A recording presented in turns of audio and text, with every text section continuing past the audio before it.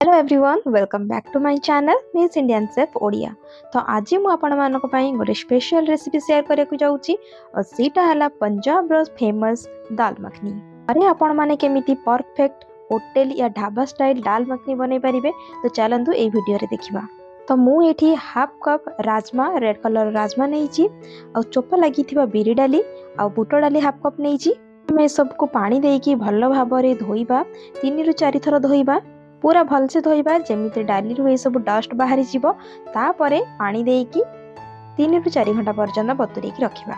आपण माने चाहिले ओवरनाइट सोक करके रखि परिबे। जदि आपण कम टाइम अछि ताहाले गरम पानी रे याको बतुरेकी रखंतु 3 रु 4 घंटा रे हे जीवो। आपण देखि पारुतबे डाली सब भल से सोक करि सारिछि। तो मु छाणी नै कि प्रेशर कुकर रे दे देइछि।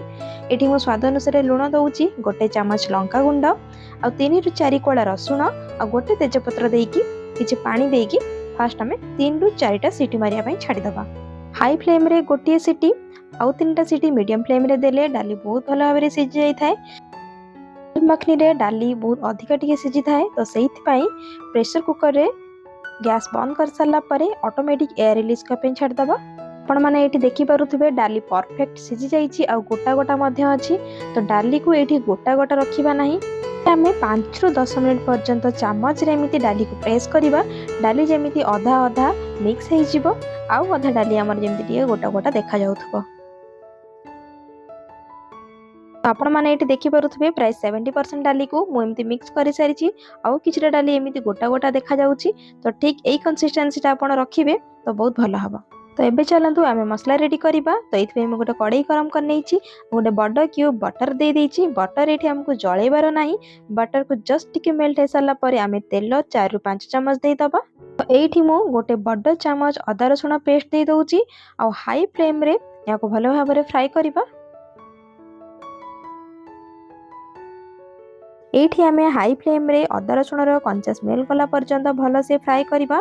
तो एठी मु गोटे बड़ चम्मच काश्मीरी रेड चिली पाउडर दे दउछि, कारण दाल मखनी दे कलर आसीबा निहाती दरकार। तो काश्मीरी रेड चिली पाउडर रे बहुत भलो कलर आसी थाए। दाल मखनी रे हळदी तो यूज करा जाय नाही, जदि आपन को भल लागुछि तो हळदी आपन एथरे देई परिबे। एठी हमें गैस रो फ्लेम को मीडियम रखी कि भलो से फ्राई करिबा जेमिति तेल तार रिलीज हबो। तो एठी आपण देखि परुथिबे तेल भलो से रिलीज हे गलानी। तो एठी मु गोटे टमाटो रो प्यूरी बनै कि रखिथिली, सेटो के देकी ताको भलो से फ्राई करूची।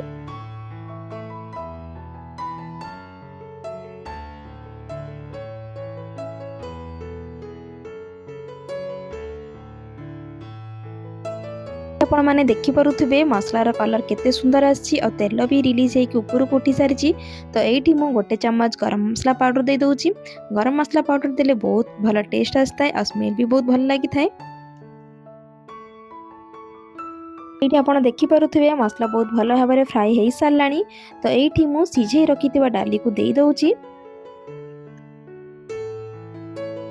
सबु डाली को दे साला परे मसला सहित आमे भलो से मीडियम फ्लेम रे फ्राई करिबा। एमिति डाली को 5 मिनिट पर्यंत मसला सहित फ्राई कर साला परे आमे एबे पानी दबा। पानी एथिरे बेसी दबा नाही, से प्रेशर कुकर को धोई के हाफ ग्लास पानी दे दबा। पानी रो कंसिस्टेंसी आपण देखि परुथिबे मु केतिके पानी देइछि। एबे आमे कोन करिबा मीडियम फ्लेम रे पानी सहित मसला को भलो भाबरे फुटिबा को छाड़ दबा। डाली रो एतिकी कंसिस्टेंसी रहिले दाल मखनी खाइबा को बहुत भल लागि थाए। लास्ट रे मु कसूरी मेथी पाउडर दे दउछि आ अमूल रो फ्रेश क्रीम को देकी गोटे चम्मच गुआ घियो या बटर आपण देई परिबे। देकी गैस रो फ्लेम को ऑफ कर दबा। तो एठी बनी के रेडी हे गला पंजाब स्पेशल दाल मखनी। डाली रो गोटे डिफरेंट टेस्ट लागि थाए। तो निहाती याको घरे बना के खांतु, फैमिली मेंबर्स को खुआंतु। तो याको आपण रोटी भात नान पराठा सहित खाई के एंजॉय करि परिबे। आज रेसिपी आपण मानको केमति लागिला मते निहाती कमेंट माध्यम रे जणांतु। रहिली जय जगन्नाथ।